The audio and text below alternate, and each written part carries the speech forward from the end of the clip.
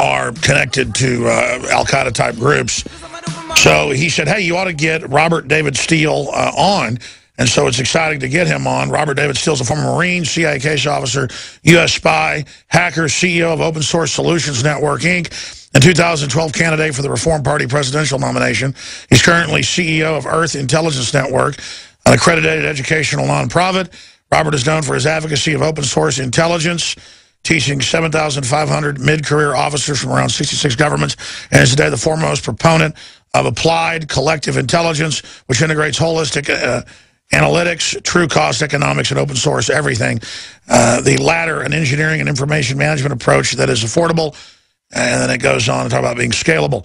His most recent book is the Open Source Everything Manifesto, Transparency, Truth, and Trust. And we appreciate him joining us by beta.iota.net or bigbatusa.org, or two of his sites. And I notice he talks about how we have to get trust back. The New York Times is reporting that this is a global crisis of the elites, what's happening in Catalonia and Scotland and Texas. And Newt Gingrich is in the news today in National Review saying both Republicans and Democrats have lost the people's trust. 7% approval rating for Congress and Gallup. I mean, this is really an amazing time to be alive. There's a lot of waking up happening, but also a lot of tyranny.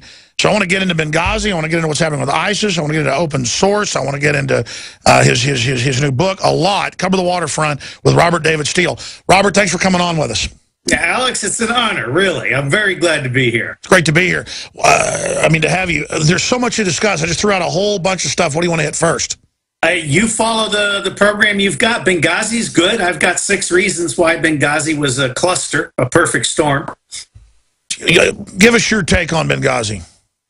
Well, first off, CIA did a Coast Kathy. One of the problems with CIA, where I was a clandestine case officer and I served in 3 overseas tours, including chasing terrorists and planning for regime change, is CIA is a bureaucracy. It doesn't actually do threat assessments. It's not actually in touch with ground truth. It tends to take most of its threat intelligence from local liaison, from its counterpart services. It doesn't have the clandestine human penetrations of rebel groups and others that it's supposed to have. So bottom line is, I think CIA got blindsided. They were doing their little arms transfer stuff, and they did not realize just how vulnerable a position they had put themselves in. Number 2, the Department of State is not responsible for defending CIA facilities that are not part of an established diplomatic installation. And the same is true for DOD. So CIA was out on its own, operating an annex that was not part of the lineup according to DOD or state, and they failed to defend themselves. Number 3, there was no Marine Expeditionary Unit offshore. Now, normally we have a Marine Expeditionary Unit offshore in the Med, but the Joint Chiefs of Staff, for reasons that are beyond me, decided that they didn't need one that particular month. Number 4, I think Panetta lost his nerve. I do believe that General Ham and everybody else said, hey, we've got to do something. We had 7 hours within which we could have done something. And one of the first things that I and other officers did when that email came into state was we posted a graphic of all of the available units that were within 1 to 2 hours away. And that graphic, if you look up graphic Benghazi fiasco master post, you'll get right to it. And that shows everything that was available. And then you have, besides Panetta losing his nerve, you basically have the president, the White House, dithering for 7 hours. There is no question but that the White House knew what to do, and I think it all comes down, for me, it comes down to Panetta losing his nerve. Well, we look at Benghazi, and it's just another example of who this country's supposedly working for, because from what I've read and what's been open source, as you call it, this was really the security force there in Benghazi, the group that the West had been, conduiting arms through, and then for some reason they decided to come down and attack the facility.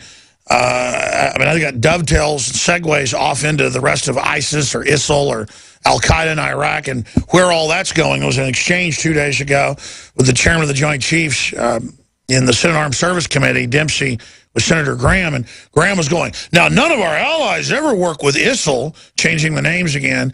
And then Dempsey goes, well, yeah, they're arming them. I mean, it seems like from what I've seen, the military knows that this is going on from the grassroots right up to the top. And I just don't see how they can get away with this. I mean, it's just so immoral to overthrow Assad and put something in 10 times worse, in my view. Do you agree with that, or what can you add to that? Alex, I agree with you completely. And as you say, there's so much we could talk about. But let's unpack this a little bit. First off, let me give really high credit to the defense attachés on the ground. One of the great shining spots in defense intelligence is the Defense Attaché Corps. And the things these guys do and the risks they take to go out on the street in completely open capabilities, I really respect these guys. And yes, DOD gets stuff that CIA does not get because CIA has its head up the rear end of foreign liaison. It literally does not have clandestine human penetrations of all of these groups. Now, number two, the American government generally, and the intelligence community particularly, are naive.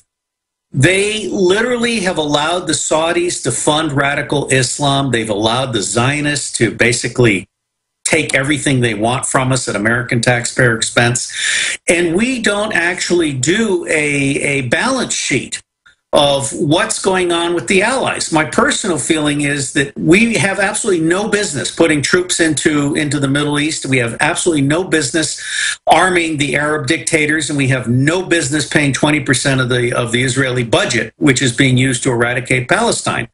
But what this boils down to is a failure of American intelligence and a failure of American integrity. And let me stop there and give it back to you for a follow-up. Oh, I just don't understand the policy. I mean, I could see a policy of balkanization, and I'm not an anti-Israel guy myself, but when Netanyahu came out a few months ago and was in the Jerusalem Post saying, you know, ISIS might be good because it'll destabilize everything.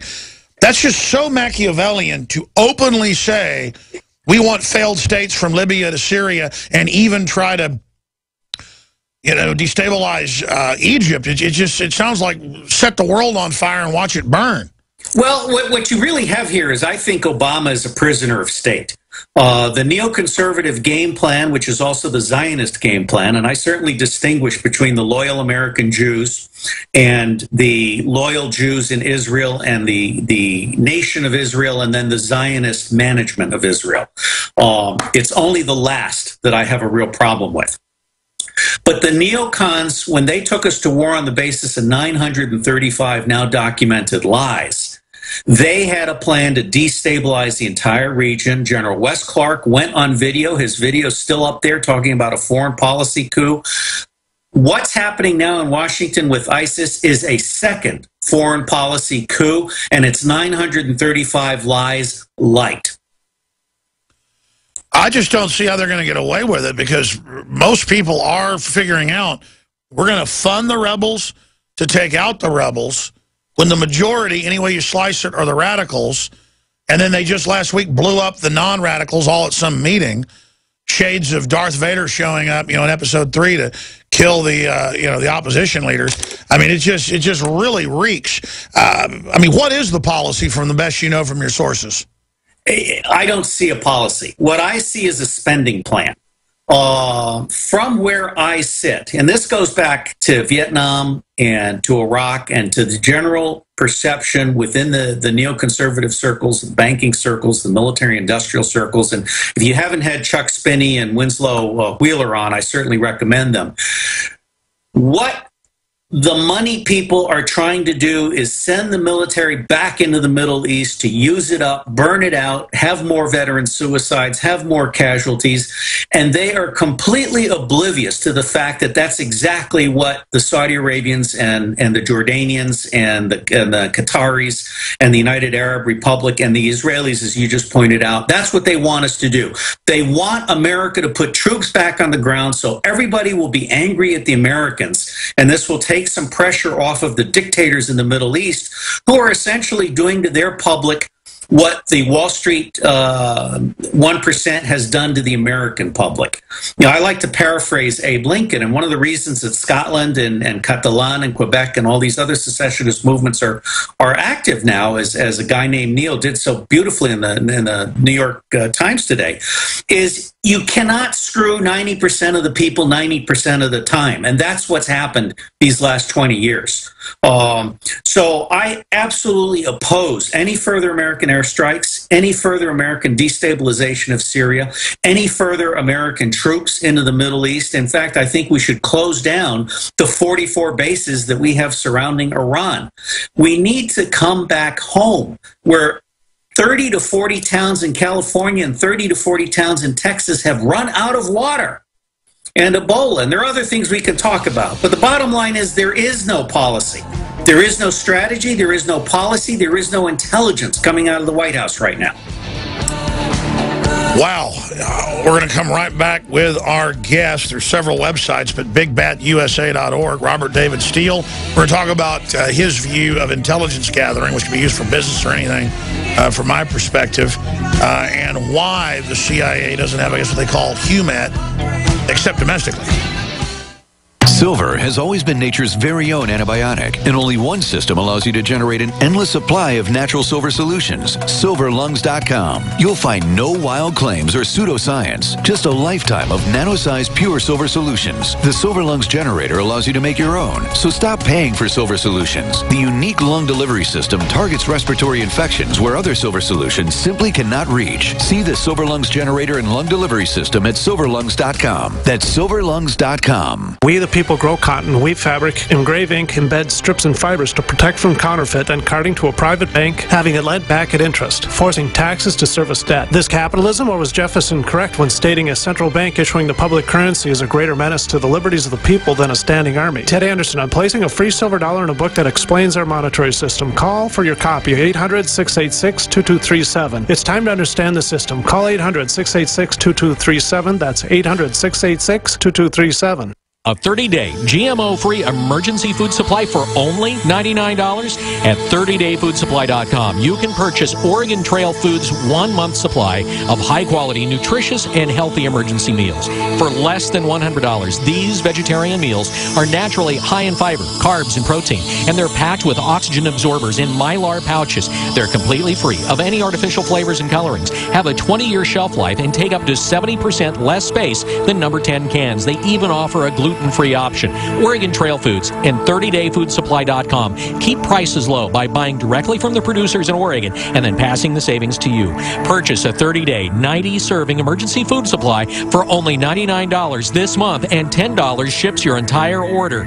Visit the website at 30dayfoodsupply.com or call 541-229-0010. That's 30dayfoodsupply.com, where they make preparedness affordable. 30dayfoodsupply.com. From the water table to our soils to the atmosphere itself, our world is becoming more and more toxic each and every day. But it's not just the air outside that's toxic. Indoor air has been shown to have 2 to 5 times higher concentrations of pollutants than even outdoor air. And most Americans spend 90% of their time inside using toxic chemicals within their homes. There are more than 42 million smokers in the United States. Well over 1,000 types of mold and mildew linked to numerous conditions. And don't forget the fact that 6 million Americans live with pets they're allergic to as well. When I began to research these statistics, it was clear to me it was time to start cleansing my lungs in order to combat the toxic environment that we cannot escape, but that we can fight back against. Made with organic and wild cultivated herbs and manufactured in the USA, the new InfoWars Life Lung Cleanse is here in a convenient spray bottle that can be brought with you throughout any toxic environment. Now available exclusively at InfoWarsLife.com or by calling toll-free